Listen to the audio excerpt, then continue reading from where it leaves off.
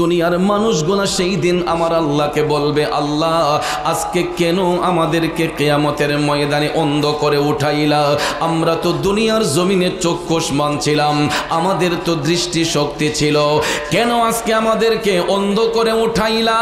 তখন আল্লাহ তাআলা জবাব দিবেন, ক্বালা কাযালিকা আতাতকা আয়াতুনা ফানাসিতাহা ওয়া কাযালিকাল ইয়াউমা তুনসা। জোরে জোরে বলুন আল্লাহু আকবার।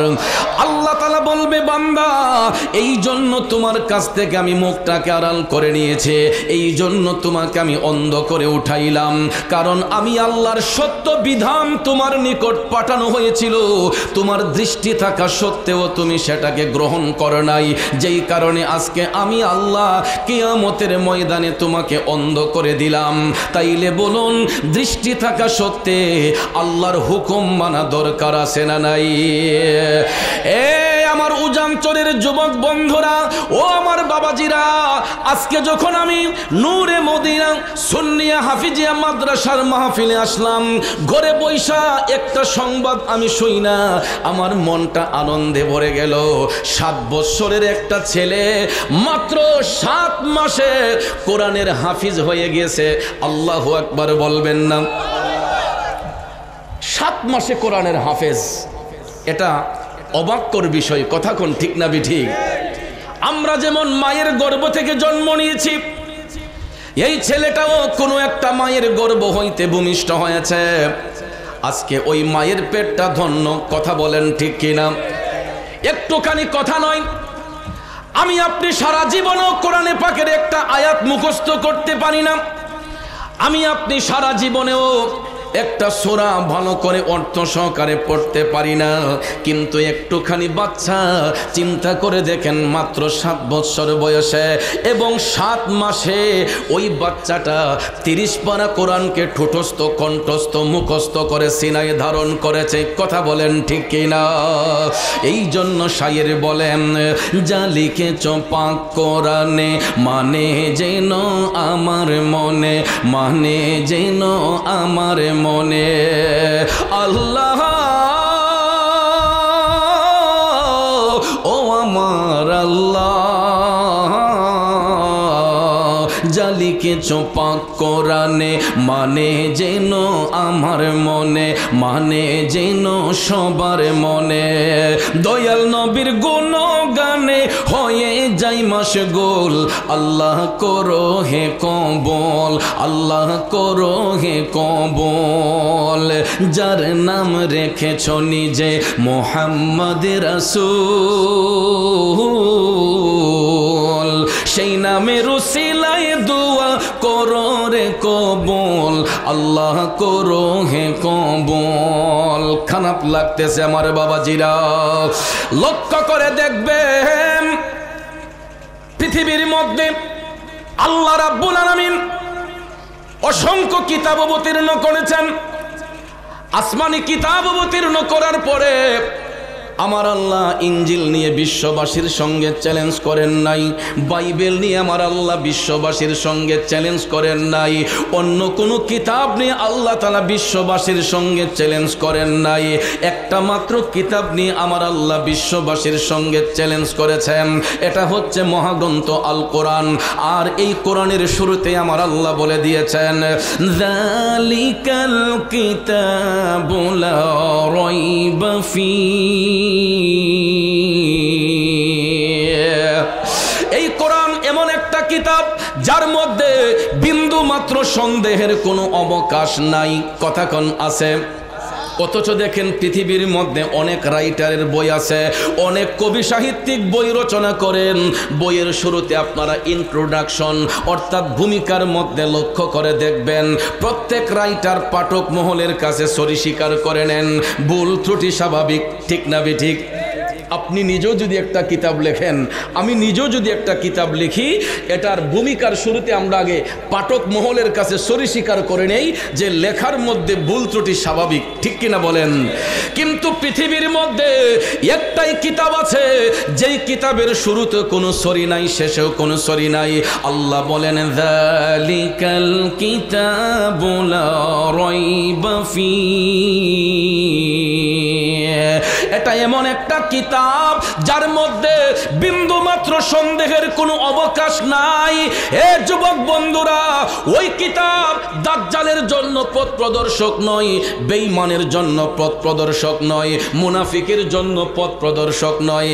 আল্লাহ বলেন হুদাল লিল মুত্তাকিন,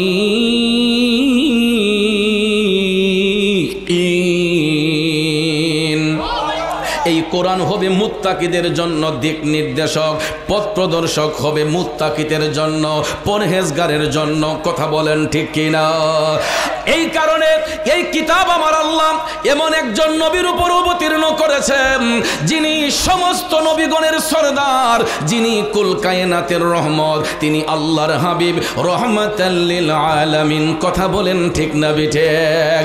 এই জন্য মুফাসসিরিনে কেরাম বলেন কোরআন হচ্ছে কালামে এলাহি আর আমার রসুল হচ্ছেন রহমতে এলাহি। সুবহানাল্লাহ। কোরআন হচ্ছে আল্লাহর পক্ষ থেকে কালামে এলাহি আর আমার রসুল হচ্ছেন আল্লাহর পক্ষ থেকে রহমতে এলাহি। কথা কোন ঠিক কিনা? এই রহমতে এলাহির উপর আল্লাহ রাব্বুল আলামিন কালামে এলাহি পাঠিয়েছেন, যেই কারণে আল্লাহ তাআলা এই কোরআন নিয়ে বিশ্ববাসীর সঙ্গে চ্যালেঞ্জ করেছেন, এ আমার উজামচরের বাবাজিরা, আপনারা কয়েকটা ডিস্ট্রিক্ট ঘুরেন, 64টা জেলা ঘুরেন, 64টা ডিস্ট্রিক্ট ঘুইরা আপনি আমাকে দেখান তো কয়জন বাইবেল মুখস্থ করা লোক আছে, কয়টা লোক ইনজিল শরীফ মুখস্থ করেছে। কিন্তু ভাইয়ারা আমার 64টা ডিস্ট্রিক্ট ঘুরতে হবে না, শুধু এই উজানচর গ্রামের মধ্যে তাল্লাশ করে দেখেন কয়টা কোরআনের হাফেজ আছে। ঠিক না বে ঠিক? আপনি 64টা ডিস্ট্রিক্ট ঘুরে দেখেন, অন্তত একজন লোক পাবেন কিনা আমার সন্দেহ আছে যে বাইবেলের আগাগোড়া মুখস্থ করেছে, ইনজিলের আগাগোড়া মুখস্থ করেছে। খুঁজে পাওয়া সম্ভব না। কথা কোন ঠিক না বেঠিক? কিন্তু ডিস্ট্রিক্ট ঘুরতে হবে না, উপজেলা ঘুরতে হবে না, ইউনিয়ন ঘুরতে হবে না, এক একটা গ্রাম আপনি তাল্লাশ করে দেখেন, অন্তত না যদি পান অন্তত 4 থেকে 5 জন কোরআনের হাফেজ পাওয়া যায় যাদের সিনার মধ্যে 30 পারা কোরআন ঠুটস্থ কণ্ঠস্থ মুখস্থ করা সম্ভব হয়। কথা কোন ঠিক না বেঠিক? এই আমার বাবাজিরা বন্ধুরা, এখন প্রশ্ন হলো হুজুর বাইবেল মুখস্থ কেন করা সম্ভব হয় না, ইনজিল মুখস্থ করা কেন সম্ভব হয় না? এই কারণে ভাইয়েরা আমার, যখন কোরআনে পাকের ঐশী বাণীগুলা আল্লাহ রাব্বুল আলামিন হাবিবের সিনার মধ্যে অবতীর্ণ করতেন, তখন ভাইয়েরা আমার তখন তো কাগজ ছিল না, কলম ছিল না, এইগুলা পাথরের মধ্যে লিখে রাখা হতো, বালির মধ্যে লিখে রাখা হতো। এই জন্য কাফের মুশরিকরা এই লেখাগুলা যখন দেখতো তখন এইগুলা তারা মুছে ফেলার চেষ্টা করত। তখন আল্লাহর নবীর সাহাবাগণ এই কোরআনের আয়াতগুলা তারা মুখস্থ করে ফেলতেন। এখন বলুন, যদি মুখস্থ করা হয়, পাথর যদি মুছে ফেলা হয়, বালি থেকে যদি মিটিয়ে দেওয়া হয়, কাগজ যদি ছিঁড়েও যায়, সিনা থেকে কি কখনো মুছবে? কথা কোন মুছবে? এই জন্য আল্লাহর কুদরতি ভাবে, আল্লাহর অশেষ রহমতের বিনিময়ে এই কোরআন ঠুটস্থ কণ্ঠস্থ মুখস্থ করা সম্ভব হয় একজন হাফেজে কোরআনের মাধ্যমে। আজকে যেই ছেলেটা 30 পারা কোরআন সিনার মধ্যে ধারণ করেছে, তার গর্বিত পিতা এখানে উপস্থিত, উনি নিজেও হয়তো একটা সূরা ভালো করে মুখস্থ নাই, হয়তো একটা পারা কোরআন মুখস্থ নাই, কিন্তু তার ঔরসজাত সন্তান আজকে দ্বীনি শিক্ষায় দেওয়ার কারণে ওই বাবার সন্তানটা আজকে বাবার মুখ উজ্জ্বল করেছে, মায়ের মুখ উজ্জ্বল করেছে, 30 পারা কোরআন তার সিনার মধ্যে ধারণ করেছে। কথা বলেন ঠিক কিনা? আমার নবীর প্রেমিকেরা, এ মুরব্বী বাবাজিরা, এইরকম আরো কত সন্তান দেখেন। আজকে যেই ছেলেটা 30 পারা কোরআনের হাফেজ হলো, এই বয়সের কত ছেলে গিয়া দেখেন রাস্তাঘাটে ছিনতাই করে, কত ছেলে গিয়া দেখেন আরেকজনের পকেট মাইরা টাকা আনে। ঠিক না ঠিক? এই বয়সের কত ছেলে গিয়া দেখেন এরা ফ্যান্সির ব্যবসা করে, এরা বাবা ট্যাবলেটের ব্যবসা করে, আর এদের মা বাবাকে মানুষ ইচ্ছে মতো বকাঝোকা করে। ঠিক না ঠিক? আজকে ওই গর্বিত পিতা সে মুখটা উজ্জ্বল করে চলতে পারবে, কারণ সে পরিচয় দিতে পারবে। আজকে যদি ওনার বাড়িতে মানুষ যায়, কেউ গিয়ে ওনার নাম ধরে ডাকবে না, গিয়ে বলবে হাফেজ সাহেবের বাবা কোথায়, বাড়িতে আসেননি? কথা বলেন ঠিক না বেঠিক? হাফেজ সাহেবের বাবা কোথায়, বাড়িতে আসেননি? তখন দেখবেন এই সন্তানের কারণে বাবার মুখ উজ্জ্বল হয়ে যায়, ঠিক না বেঠিক? এই জন্য ভাইয়ার আমার, আমরা প্রায় সময় আমি একটা মাহফিলে বলি, বাবা ভালো তো ছেলে ভালো, মা ভালো তো জি, গাই ভালো তো বাছুর ভালো, দুধ ভালো তো ঘি। আরে বাবা ভালো তো ছেলে ভালো, মা ভালো তো জি, গাই ভালো তো বাছুর ভালো, দুধ ভালো তো ঘি। আব্বা, সন্তান শুধু জন্ম দিলেই হবে না, এদেরকে গাইডনেস করতে হবে। গাইডনেসটা যদি সঠিকভাবে করতে পারেন, বাবার আমলটা যেরকম শুদ্ধ হবে, তখন অটোমেটিকলি তার সন্তানের আমলটা পরিশুদ্ধ হয়ে যাবে, ঠিক না বেঠে? এই জন্য যুবক ভাইয়ের আমার, আল্লাহর জিকির, আল্লাহর স্মরণ তাদের অন্তরে থাকে যারা মুত্তাকি, যারা পথ প্রদর্শক, যারা সত্যের পথ গ্রহণ করে। কথা বলেন ঠিক না বেঠে? আজকে দেখবেন এই সমাজের মধ্যে কত যুবক আছে আল্লাহর জিকির নিয়ে তামাশা করে, এনকার করে, মস্কারা করে। আর মুমিন ব্যক্তি যারা, এরা দেখবেন সব সময় আমার মৌলা পাকের স্মরণ অন্তরে রাখে। কিন্তু আফসোসের বিষয় হলো, আমরা আল্লাহর স্মরণ অন্তরে রাখবো দূরের কথা, আমরা তো গীবত করেই শেষ করতে পারি না। আসি শুধু একজন আরেকজনকে নিয়ে নিন্দা করা, একজন আরেকজনের গীবত করা।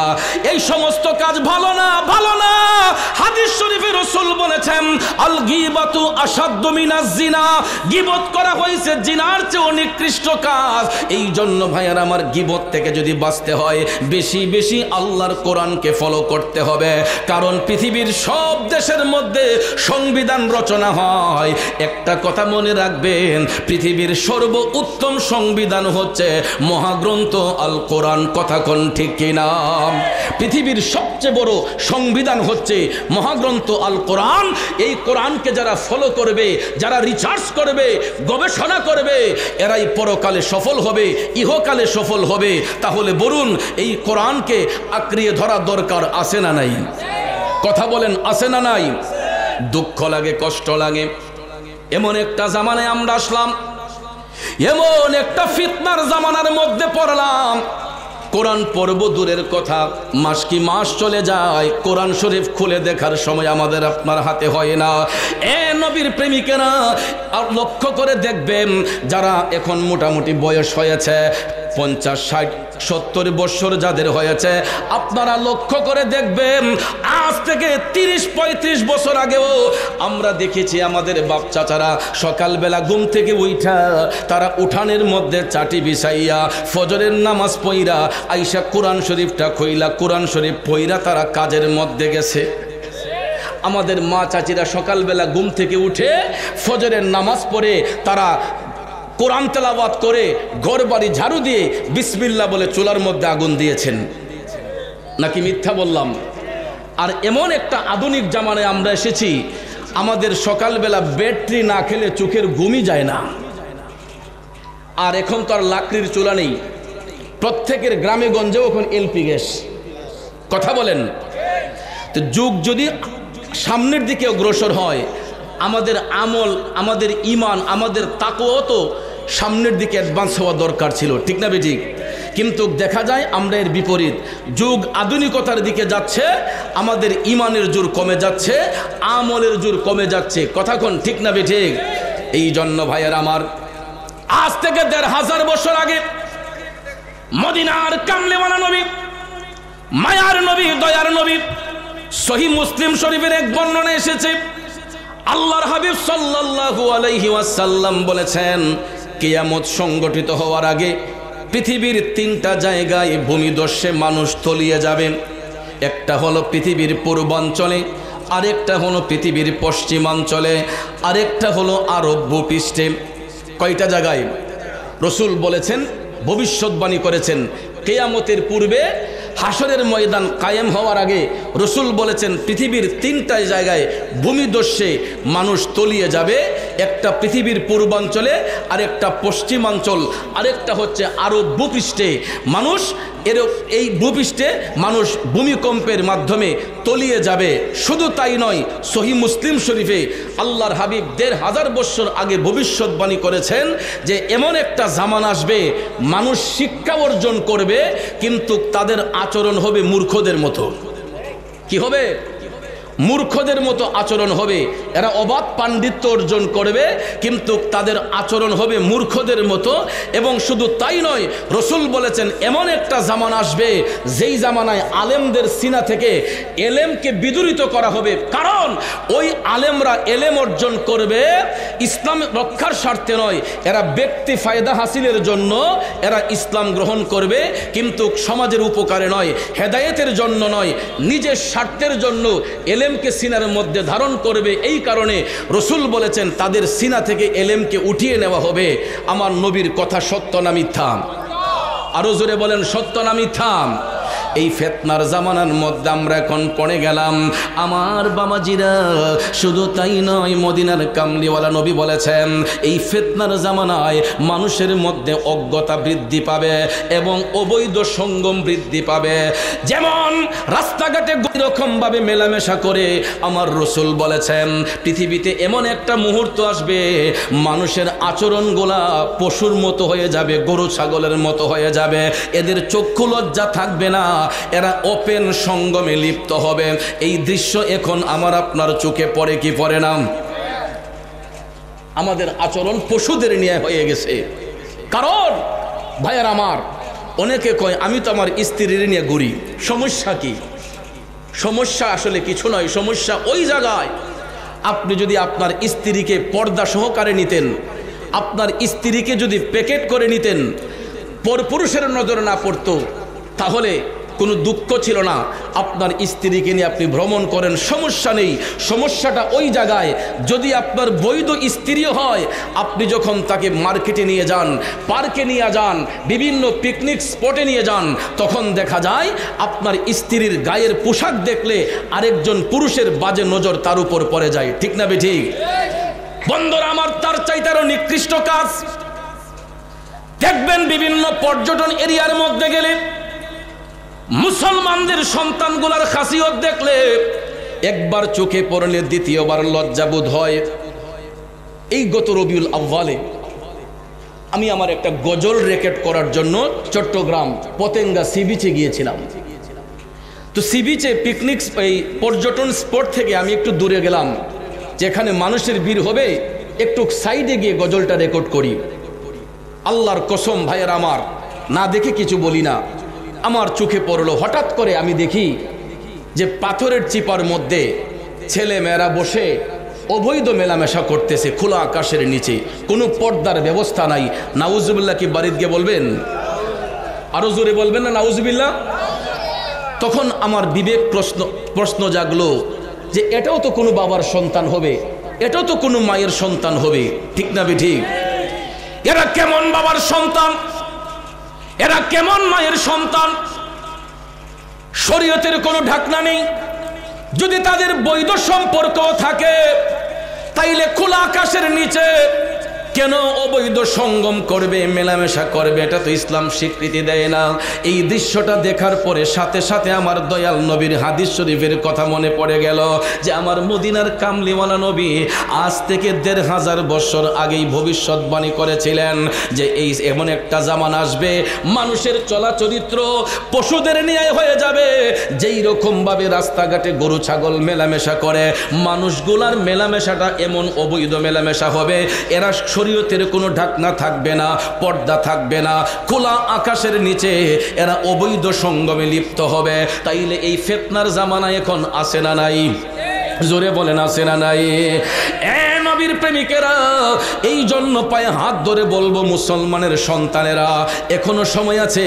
এই জামানার মধ্যে ঈমান রক্ষাটা করা বড় কঠিন ব্যাপার। আমার মদিনার কামলিওয়ালা বলেছেন এই ফিতনার জামানার মধ্যে মুসলমানদের ঈমান রাখাটা এত কঠিন হয়ে যাবে, হাতের মধ্যে জ্বলন্ত আগুন রাখাটা যতটুকু কষ্ট হবে, এই ফিতনার জামানার মধ্যে মুসলমানদের ঈমান রক্ষা করাটা এর চাইতে বেশি কঠিন হবে। হাতের মধ্যে জ্বলন্ত আগুন রাখাটা যেমন কষ্টকর হবে, আমার রসুল বলেছেন এমন একটা জামানা, ফিতনার জামানায় আমার উম্মতের ঈমান রক্ষা করাটা এর চাইতে বেশি কঠিন হয়ে যাবে। তাহলে আমরা এখন দেখতে পাই এই জামানাটা আমরা এখন অতিবাহিত করতেছি। কথা কোন ঠিক না ঠিক? আমরা যেই রকম আচরণ করি, এই আচরণের দ্বারা বোঝা যায় ফিতনার জামানার মধ্যে আমরা পড়ে গেছি।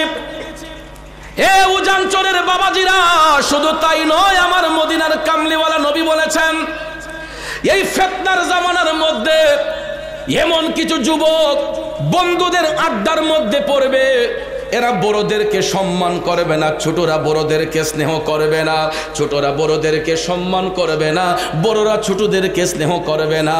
আমার নবী বলছেন এই ফিতনার জামানার মধ্যে ছেলেরা বন্ধু বান্ধবকে নিয়ে আড্ডা মাইরা টাকা খরচ করবে, কিন্তু ঘরের মধ্যে মা বাবার মনে আইসা কষ্ট দিবে, মা বাবার সঙ্গে বিয়াদবিমূলক আচরণ করবে। তাইলে বলুন, বর্তমান সিচুয়েশনে এমন কিছু পরিবারের সন্তান আছে না নাই?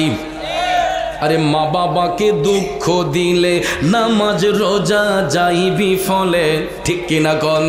আরে মা বাবাকে দুঃখ দিলে নামাজ রোজা যাইবি ফলে, মার কলিজায় আঘাত দিলে খোদা সহে না, আল্লাহ নবীজির দয়া তারা পাবে না। আওয়াজ করে বলুন ঠিক না বেঠে? জগতের বন্ধুরা রে, ও উজানচরের মুরব্বী বাবাজিরা গো, আমার সম্মানিত মা বোনরা যারা শুনছেন, আল্লাহর নবী বলেছেন বন্ধুদের আড্ডার মধ্যে পইরা সন্তানগুলা টাকা খরচ করবে, কিন্তু ঘরের মধ্যে মা বাবার সঙ্গে চোখ রাঙ্গাইয়া কথা বলবে, মা বাবার সেবার মধ্যে আসবে না, মা বাবারে কষ্ট দিয়ে কথা বলবে। আমরা যদি লক্ষ্য করি সমাজের মধ্যে অহরহ দেখা যায় এমন কিছু বিয়াদব সন্তান বাবার কথা শুনে না, মায়ের কথা শুনে না।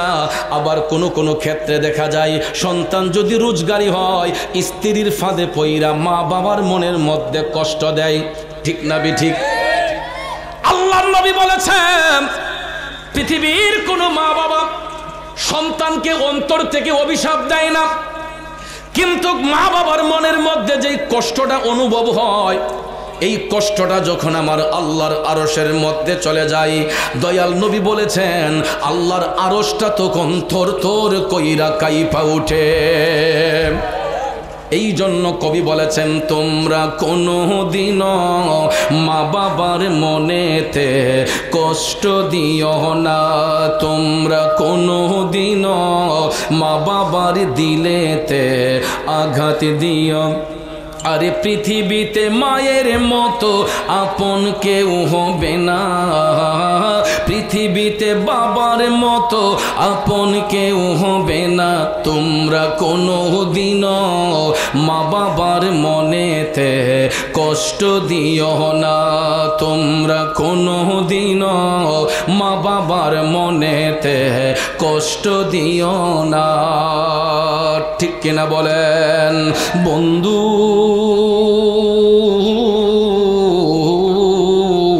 কি বলবো দুঃখের কথা, গত মাসখানেক আগে বাস্তবতাটা আপনাদেরকে একটু বলে যাই। মাসখানেক আগে আপনাদের ব্রাহ্মণবাড়িয়ারি নবীনগর উপজেলায় আমি একটা গ্রামে গিয়েছিলাম। যাবার পরে হঠাৎ করে দেখি সকালবেলা, আমি তখন ঘুমেই, ফজরের নামাজ পড়ে ঘুমালাম, বেলা 11টা হবে আনুমানিক। হঠাৎ করে দেখি একজন ভদ্র মহিলা, আমার মায়ের বয়সী, পাশের রুমে বসে কান্নার শব্দ শুনেছি, তারা কথা বলতেছে পাশের রুমে। তখন উনি আমার সঙ্গে কথা বলার জন্য এসেছেন, তার মনের ব্যথা শেয়ার করার জন্য। তো আমাকে একজন ভদ্র মহিলা ডাক দিলেন যে আপনার সঙ্গে একজন কথা বলতে চায়। আমি বললাম ঠিক আছে, আসতে বলেন। একজন পর্দানিসীন মা, আমি লক্ষ্য করেছি আমার মায়ের বয়সী হবে, ওই মা দুইটা চোখের পানি ছেড়ে আমার কাছে বৈশাখ কান্দে, কয় বাবা আপনি তো আমার ছেলের মতোই, আপনার কাছে দুইটা কথা বলতে এসেছি। আমি বললাম মা কি এমন ব্যথা নিয়ে আমি অধমের কাছে আসলেন? কই বাজার আপনার আলোচনা আমি প্রায় মাহফিলে শুনি, মোবাইলের মধ্যে ইউটিউবে আলোচনা শুনি। কি গো মা কি সমস্যা? কই আপনি তো একটা মা প্রেমিক সন্তান, প্রায় সময় দেখি আপনি আপনার মায়ের কথা মাহফিলে বলেন। আমি বললাম হে আমি বলি তো আপনার সমস্যাটা কি? কই বাজান আজকে 5 বছর যাবত আমার 2টা ছেলে আমারে মা কইয়া ডাকে না। 5টা বছর ধরে সন্তানগুলা মা কইয়া মারে ডাকে না। এ যুবক ভাইয়েরা, মা সন্তানের টাকা চায় না, পয়সা চায় না। সন্তান যদি মোহব্বত কইরা বাবারে বাবা কইয়া ডাক দেয়, সন্তান যদি মোহব্বত কইরা মারে মা কইয়া ডাক দেয়, তাতেই মা বাবার মনটা খুশি হয়। জিজ্ঞেস করলাম মা 5 বছর ধইরা সন্তানরা মা ডাকে না, কারণ কি? তাদের বাবা কোথায়? কই হুজুর ছেলের বাবা তো আর আগেই মারা গিয়েছে। কই খুব কষ্ট কইরা ছেলে পেয়ে মানুষ করছি হুজুর, খুব কষ্ট কইরা ছেলে মেয়েগুলার মানুষ করছি। মাগো এখন সমস্যা কি? কই হুজুর আমার একটা মাত্র মেয়েকে বিবাহ দেওয়ার জন্য তাদের কাছে টাকা চাইছিলাম। 2টা ছেলের একটা ছেলে বলে তাদের পক্ষে দেওয়া সম্ভব না। 2 ছেলেই বিদেশে থাকে, 2টা ছেলেই বিদেশে থাকে, বাবা নাই, উপযুক্ত একটা বোন। এই বোনের খবর তো ভাইরাই নিবে, ঠিক না ঠিক? বোনকে বিবাহ দিবে, ভাইয়েরা টাকা দিবে না। বাধ্য হয়ে ওই ভদ্র মহিলা তার বাবার বাড়ি থেকে ফরাসত্ব বিক্রি করে আইনা মেয়েকে বিবাহ দিলেন। খোদার কি অপরূপ লীলা! 1 বছরের ভিতরে নাকি ওই মেয়েটাও ক্যান্সার রোগ হয়ে মারা গেছে। মায়ের অপরাধ হলো বাবার বাড়ির ফরাসত্ব আইনা মেয়েকে বিবাহ দিয়া কিছু ফার্নিচার কিনে দিয়েছিল। সন্তানগুলোকে কেন টাকা দিল না? না দেওয়ার কারণে কয় তোমার বাবার বাড়ির টাকা দিয়া তুমি চলো, তোমাকে আমরা টাকা পয়সা দিতে পারবো না। কিন্তু বোনটাও আর বাঁচলো না, ক্যান্সার রোগ হয়ে বোনটাও দুনিয়া থেকে চলে গেল। ভাইয়ের আমার, বন্ধুরা আমার, তাইলে চিন্তা করে দেখেন ওই সন্তানগুলো কেমন পাষণ্ড। 5টা বছর ধরে মা কি খায় কি করতেছে একটা সন্তানও খবর লয় না। এই জন্য যুবক শুনো রে শুনো, ওই মায়ের চোখের পানি দেখা আমি মাটারে বললাম মাগো আপনি সন্তানগুলারে অভিশাপ দিয়েন না। কয় না বাজান না, আমি অভিশাপ দেই না। আমার জাদুরা যদি অন্তত একটা বার আমারে আম্মা কয়া ডাকে, আমার মনে কোনো দুঃখ থাকবে না। চিন্তা করে দেখেন, টাকা দেয় না, পয়সা দেয় না, মার সঙ্গে কথা বলে না, শুধুমাত্র সন্তানের মুখে একটাবার মা ডাক শোনার জন্য ওই মা হাহাকার করে আছে। তাইলে সন্তানগুলো কেন অতীতটা বলে যায়? একটাবার চিন্তা করে দেখুন তো, আমরা যখন ছোট্ট ছিলাম মায়ের কোলে প্রস্রাব করেছি, মায়ের কোলে পায়খানা করেছি, ঠিক না বে ঠিক? ছোট্ট বাচ্চাটা যখন মায়ের কোলে প্রস্রাব করে ভিজিয়ে দিয়েছে, মায়ের কোলে পায়খানা করে ভরাইয়া দিছে রে, ওই মা তো রুমের মধ্যে এয়ার ফ্রেশনার দেয় নাই, নাকের মধ্যে কোনো সুগন্ধি লাগাই নাই। ওই মা 2টা হাত বাড়াইয়া সন্তানের পেশাব পায়খানা পরিষ্কার করছে। ভিজা জায়গাটার মধ্যে মা চলে গেছে, শুকনা জায়গাটার মধ্যে সন্তানদের রাখছে, ঠিক না বিঠে? ওরে হাতে পায়ে তেল মাইখা মাই দিল শক্ত করি, প্রসাব পায়খানায় আমি মায়ের কোলে করি। তবু না আমার রাগ হইল, ভিজল গুয়ে মুতে, আমার শুকনায় রাখিয়া মাই থাকে ভিজাতে, ঠিক কিনা বলেন? আরে অসুখ হইলে দেখি চায়া আমার মাই রইছে বিছানায় বহিয়া রে, বলে আমায় আল্লাহ যাও গো লইয়া সন্তানের নিও না, দুঃখের দরদি আমার জনম দুঃখী মা।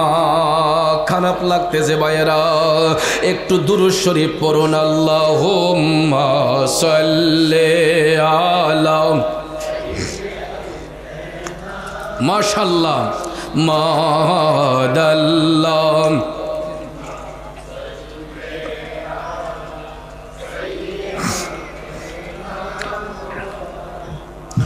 अदना बियाना मौलाना अदना बियाना मौलाना আমার বাবাজিরা বন্ধুরা ভিজা জায়গাটার মধ্যে মা চলে যায়, শুকনা জায়গার মধ্যে সন্তানরে রাখে।